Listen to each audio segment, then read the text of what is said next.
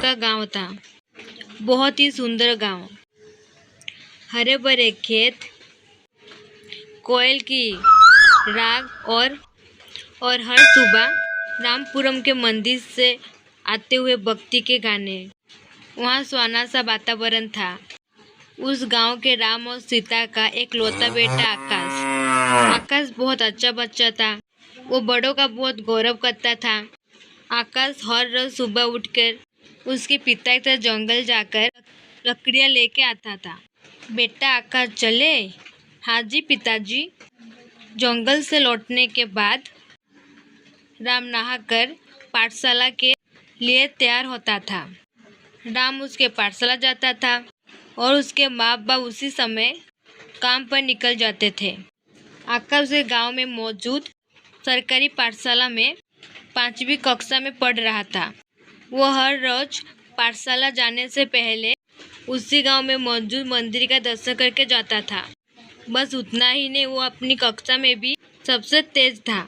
सारे अध्यापकों को भी आकाश बहुत पसंद था। वो हर रोज पाठशाला से घर पहुंचकर उसका होमवर्क करके खेलने अपने दोस्तों से बाहर जाता था और हर रोज रात को एक साथ सब परिवार मिलकर टीवी देखते थे। सोने से पहले हर रोज उसकी माँ नैतिक कहानी सुनाती थी। उसके बाद सभी सो जाते थे। राम के घर के सामने एक दिन किराए पर रहीम और उसकी माँ रेशमा आती है। रहीम के पिता का बचपन में ही देहांत हो गया था और रहीम को उसकी माँ ने लाडों से पाला था। रहीम बहुत होशियार था और उसको अपनी माँ से बहुत प्यार था। वो बचपन से ही अपनी माँ का सारी बात सुनता था।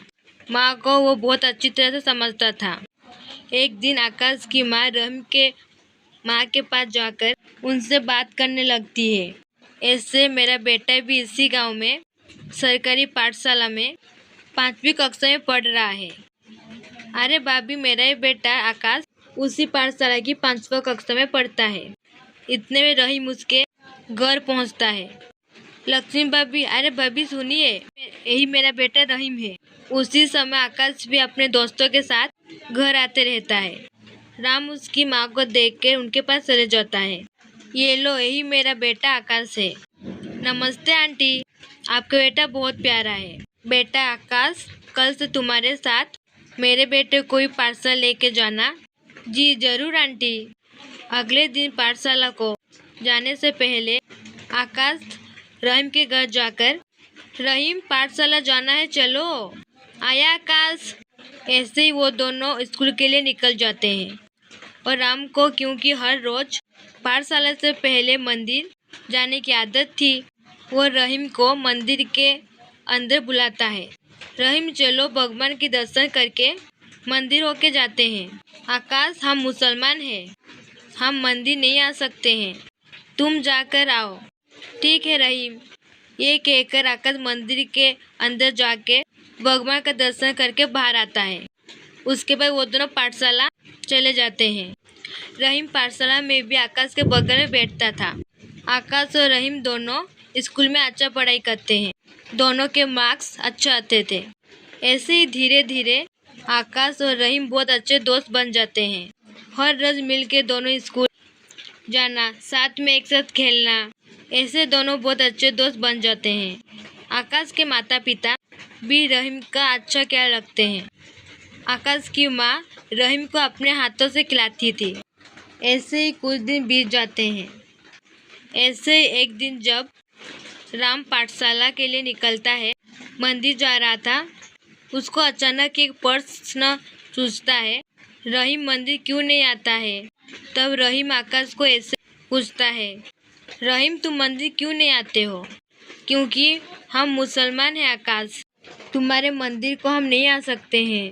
और ये बात छोटे आकाश को समझ में नहीं आता और उसको जैसे भी हाल में रहीम को मंदिर के अंदर लेके जाना था, इसीलिए वो रहीम का हाथ पकड़ के उसको मंदिर के अंदर खींचता है। दोनों भगवान के पास जाते हैं। वहाँ मौजूद पंडित रहीम को देख ऐसे कहते हैं, ये क्या है आकाश, इसको यहाँ लाए हो? ये तो मुसलमान है। क्या पंडित जी, हम मुसलमान को मंदिर के अंदर नहीं ला सकते हैं? ऐसा नहीं है आकाश, हमारे पाठशाला में अध्यापक ने कहा है कि भारत देश में सभी एक हैं, कोई भेदभाव नहीं है। वो सब पढ़ाई के लिए होता है आकाश। पर मेरी माँ ने भी तो सिखाया है कि सबका मालिक एक है, यानी सबका भगवान एक ही होता है। वही मौजूद आकाश की अध्यापक ये सुनकर उसके पास जाती है। बहुत अच्छा बोला आकाश तुमने। पंडित जी, ये सब तो हमें बच्चों को सिखाना चाहिए। बच्चे तो भगवान का रूप होते हैं, उनको भला अलग से कैसे देखें।